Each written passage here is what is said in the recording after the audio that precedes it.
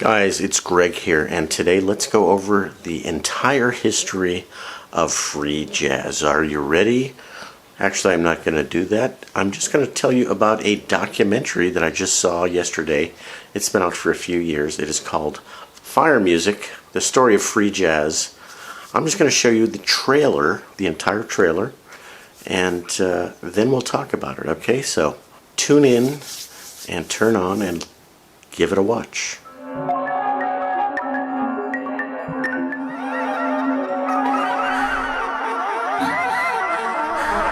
Just imagine what it'd be like to be in New York in 1959 in the wake of the death of Charlie Parker, who's still alive then in everybody's head. Now, all of that's really wonderful, but what about this?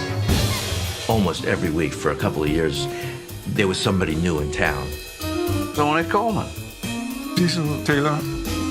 Albert Ayler. John Coltrane. Sun Ra. We were all friends, all went to parties together. There was a great spiritual underground. People knew, what was happening there. And it took a while before the movement, in a sense, gave them a legitimacy that they didn't have individually. The point is you have to understand this music in terms of the traditional jazz that you've heard before. For the avant-garde, it was liberating. It just changed everything. There was immediacy in the air, man. It was like a short fuse and a long explosion.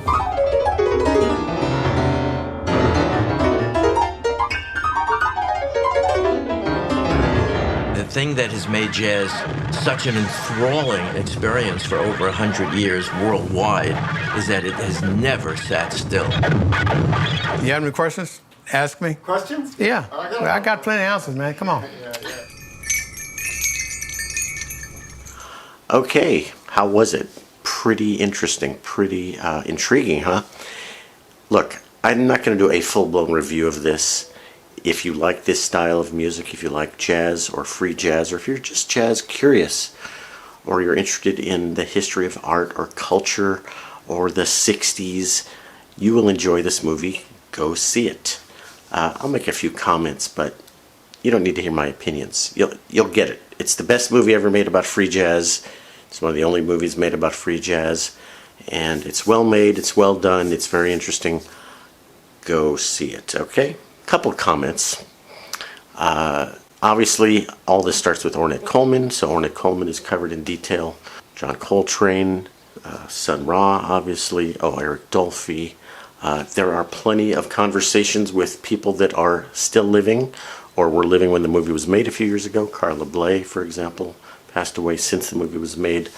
Rashad Ali, the drummer, played with Coltrane.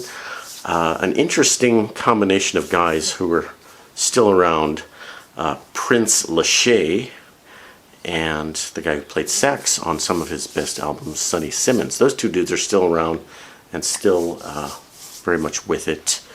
And Prince Lachey, this guy's like an ego. He refers to Sonny as his orangutan.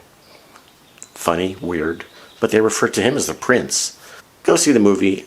It's well done. There's a lot of interesting stuff, funny stuff, historical stuff, but it's an important piece about an important part of culture that most people don't know about. Every time I review a jazz documentary, I usually come up with my little Venn diagram of culture and art to make the point that somebody put a lot of love into this movie. They did it as a labor of love. How can I prove that? Well, jazz is always the smallest piece of the commercial record business. 1 or 2% of commercial record sales is jazz. Documentaries is always the smallest part of film, theater box office. So when you take the Venn diagram of the two least popular things in art and culture, you got something that has a small potential audience. So by making this video, I hope to make it a slightly bigger size audience. Make sure y'all go see it. Yeah, it's late in the day here, and the lighting coming through the window is weird. That's why I think we're probably going to see me in black and white, because oh, look at the shadows. This is avant-garde art in itself. The movie made use of some very good avant-garde graphics, abstract stuff to kind of capture the feel of the art the visual art that was popular in the 60s. Most of this movie takes place in the 60s, okay, obviously, if you know anything about jazz. So, where can you see this movie, and how can you see it for free? Well, the movie premiered, I think, I want to say 2021, and it did play here in LA at least a few days, and stupidly I didn't go see it. I could have, should have, I didn't. I don't know why. So then there's like no way for me to see it for a long time.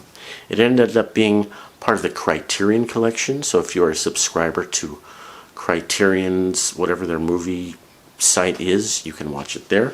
But there's a way to watch it for free for some of us. Many of you will be able to see it for free the way I did, the cheapskate that I am. So I watched it for free on this website called Kanopy, Kanopy with a K. And Kanopy is available for free with your public library card if your public library is nice enough to subscribe to this service, Kanopy. Kanopy, I think their catchphrase is something like thoughtful entertainment. So it's, a little bit artsier than some of the stuff you see on Netflix, art movies and music and jazz and classical and documentaries, a lot of good stuff on Kanopy. I'm unlucky enough to live in Los Angeles, where we have an absolutely fantastic public library system. My public library card in LA gives me access to, 30 or 40 or 50 libraries all across the Southland, but it also gives me access to some amazing online digital services. Freegal, which is music streaming, the entire Sony music, Sony Columbia, 30 or 40 million tunes, and also this other service called Kanopy. So you go into the website of your library, see if they have it, type in your library card number, and boom, you got access. So Kanopy is an app on my phone, and my wife gets these emails from them every weekend, every Friday. She's like, oh, the people at Kanopy said we should watch this artsy movie. And I'm like, okay, another thoughtful, sensitive, touching, artsy movie about, somebody who had something horrible happen to them. Okay, great. And we watched one of those movies yesterday. It was called Juniper, alcoholic grandma dying in her relationship with her grandson. It's a nice movie.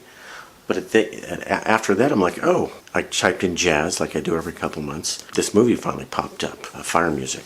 And I've been waiting for it to show up on Kanopy for a long time, because Kanopy does contain the Criterion collection, but not necessarily the entire Criterion collection, and not necessarily every movie. So maybe they wait till the movie's been out for a couple years before they stick it online for free. So there's two places you can see it that I'm aware of, Criterion and Kanopy. The other thing about Kanopy is based on this credit system, and I think it's 25 credits a month, or maybe it's 30, and every time you watch a movie, they decide, oh, this is a 2-credit movie, or a 3-credit movie, or a 6-credit miniseries, or whatever, and then when you watch it, you got like 72 hours, and then it's gone, and you gotta, it's gone. You can't watch it again. So I've watched it like 3 times in the last 24 hours, just so, I don't lose access to all the great stuff in there. Again, I'm not reviewing the movie, just go watch it, all right? Watch it. I'm showing you how to watch it for free. So Kanopy, download the phone app, and it works very nicely. I can, start the movie on the phone, boom, goes up to the smart TV, watch it in a good TV with a great sound system. You will thoroughly enjoy this movie. And at the end, the credits show that executive producers included Thurston Moore and Nels Cline, two of my favorite guitar guys that are sort of... Nels Cline is a jazz guitarist. He just happens to play with Wilco now, but I've been seeing him since way before he joined Wilco. And Thurston Moore, of course, from Sonic Youth. The two of them don't appear in the movie at all. There's really no influence that's visible that they've put an imprint on this movie, other than the love and the money and the influence of getting the thing done. Go see the movie if you like jazz. If your favorite band is Journey or Metallica or Def Leppard, don't see the movie. That's fine. There's different strokes. I love the movie. You guys will too. I showed you how to watch it for free. Support your public library. Support your local jazz musician. Subscribe to my channel. Subscribe to me on Instagram, or don't. And let me know what you think. And that's it. Thanks, guys.